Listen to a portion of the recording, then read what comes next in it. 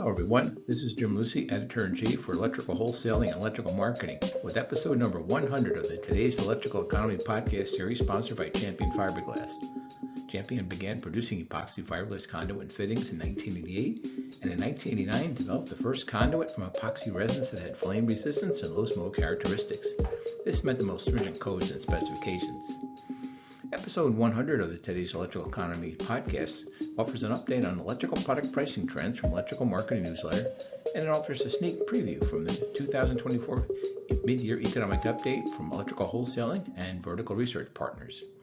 We'll also provide updates for 5 key weekly economic indicators: initial unemployment claims at the state level, rail freight car traffic, the Baker Hughes rig count, oil prices, and copper prices. With this being our 100th episode of the Today's Electrical Economy podcast series, I just want to thank some folks who have supported it since its launch in 2020. From Champion Fiberglass, the company's founder, Goran Hogg, Chris Kissel, and Scott Patchen. From Savage Brands, Heather Maines and her marketing team. And from Electrical Wholesaling, from our sales staff, Jay Thompson, account executive. Thanks again, and let's go for another 100 episodes. Adjusted unemployment initial claims was 243,000. That is an increase of 20,000 from the previous week's revised level. The 4-week moving average was 234,750. That's an increase of 1,000 from the previous week's revised level. The national unemployment rate in July is currently 4.1%. In the most recent data, there were only 3 states that showed decreases of at least 1,000. That was New Jersey, with a decrease in initial claims of 1,660, now standing at 10,546. Massachusetts, with a decrease of 1,578, now at 6,455. And the state of Indiana, with a decline of 1,385, now standing at 4,344. We had 12 states with increases in unemployment claims of over 1,000. That is the highest number that I can remember. Texas and California had particularly large amounts of unemployment claims initiated. 11,537 for Texas and 6,917 for California. Other states that were well over 1,000 claims were Georgia, Missouri, New York, South Carolina, Pennsylvania, Ohio, Kentucky, Kansas, Alabama, and Florida. An interesting leading economic indicator for the overall economy is freight rail traffic. It's a measure of the amount of raw materials and finished goods being shipped by rail. The best source for this data is the American Association of Railroads, or AAR. It publishes this data weekly. In the most recent week for when this data is available, total U.S. weekly rail traffic was 483,806 carloads and intermodal units. That's up 1.3% compared with the same week last year. Total combined U.S. rail traffic for the first 28 weeks of 2024 was 13,118,107 carloads and intermodal units. That is a 2.2% increase compared to last year. The data for individual freight categories continues to look pretty solid. Petroleum and petroleum products led the pack with a 10.6% increase over this time last year, and total intermodal units were 8.5%. Other categories with some strong increases include grain at 5.3% and chemicals at 4%.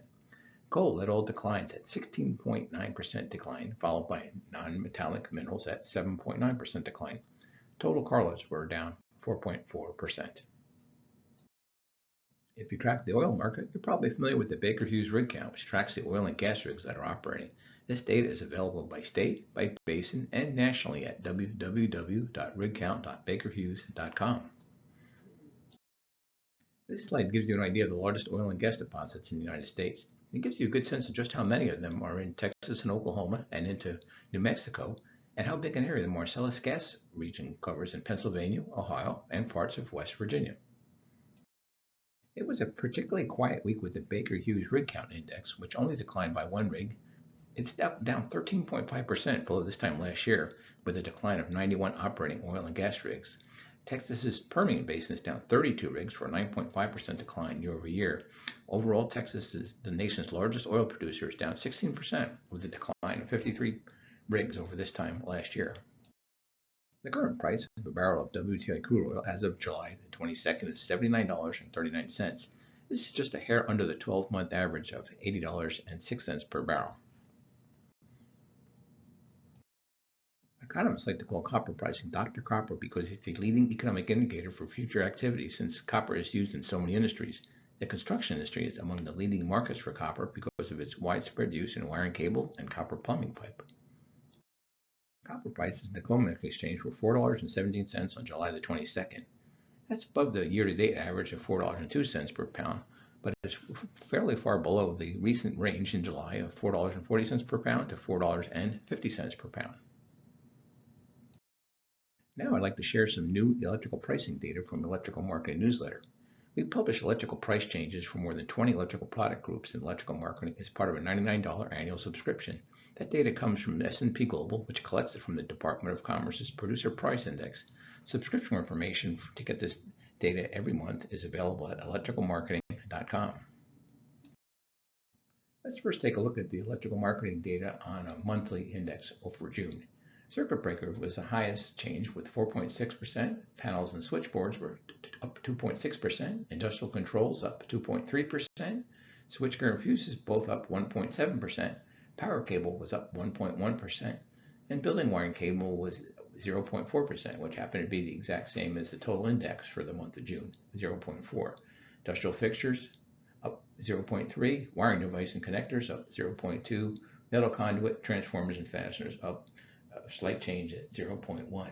When you take a look at the data since 2019, over the past 5 years, the month-to-month change average is 0.21%. You can see some pretty radical increases during the post-COVID years, and it's pretty well settled down to right around that average price of 0.21% on a monthly change. For June 2024, the total index is up 4.2% compared with this time last year. That's up a fair amount over the average monthly year-over-year change for 2.59%. Leading the changes on a year-to-year basis, power wire and cable up 15.5%.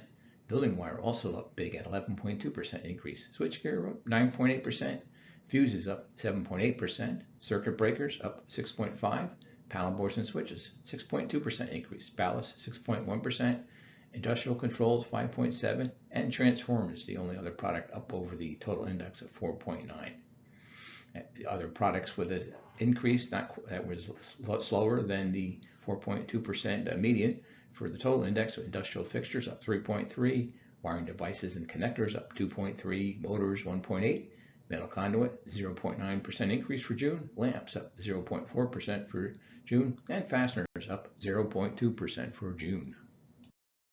Now let's take a look at some interesting economic trends data for the electrical market from a survey that Electrical Wholesaling does every quarter with Vertical Research Partners.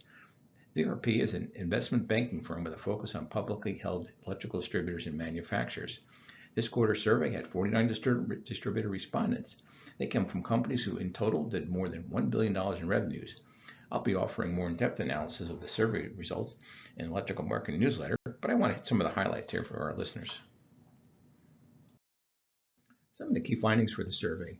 In the second quarter, distributor sales were up 3.4%, which is up just 0.1% from Q1 2024. If you look at the chart, it was pretty evenly split between volume and price for this most recent quarter. Since the first quarter of 2020, the average quarterly growth is 5.4%.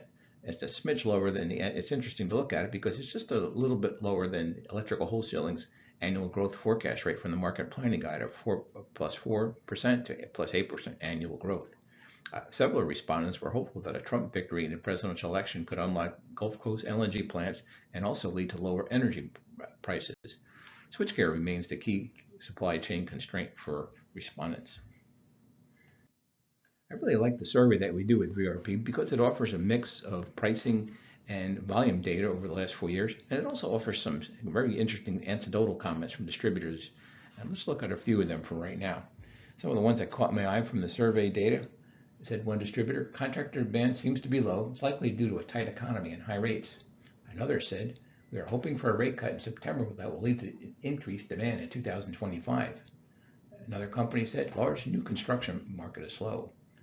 Said one other distributor, our customers have stopped any non-emergency spending. All projects are on hold. That sounds pretty dire. Another distributor said, interest rates are still hurting commercial, strip malls, and restaurants. And another distributor said, we don't think the push to get EVs built is so fast as there anymore. The next slide, I'll give a few more comments.